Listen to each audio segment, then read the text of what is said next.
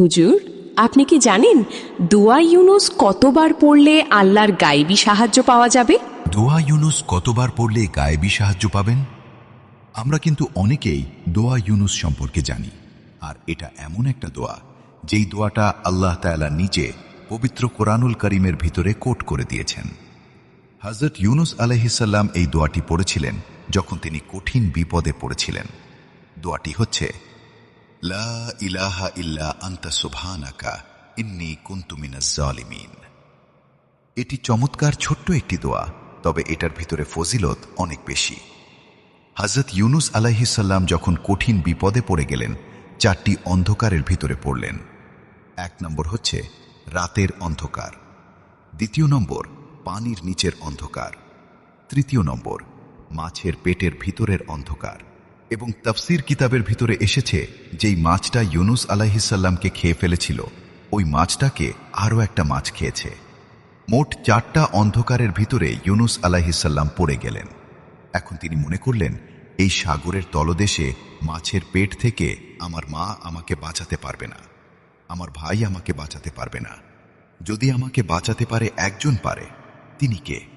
তিনি হচ্ছেন আল্লাহ। তিনি সাথে সাথে পড়া শুরু করলেন, লা ইলাহা ইল্লা আনতা সুবহানাকা ইন্নী কুনতু মিনাজ জালিমিন।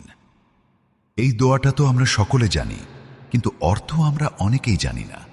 অর্থ জানলে আমরা কখনো আল্লাহকে অভিযোগ করে বসতাম না।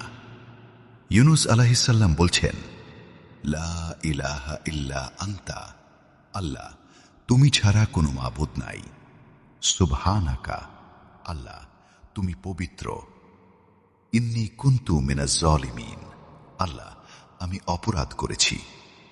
কিন্তু দুঃখজনক হলো, সত্যি আমাদের একটু অসুস্থ হলেই আমরা আল্লাহকে অভিযোগ করি, আল্লাহ আমার কি অপরাধ, তুমি আমাকে অসুস্থতা দিলে, আমার কি অপরাধ আছে?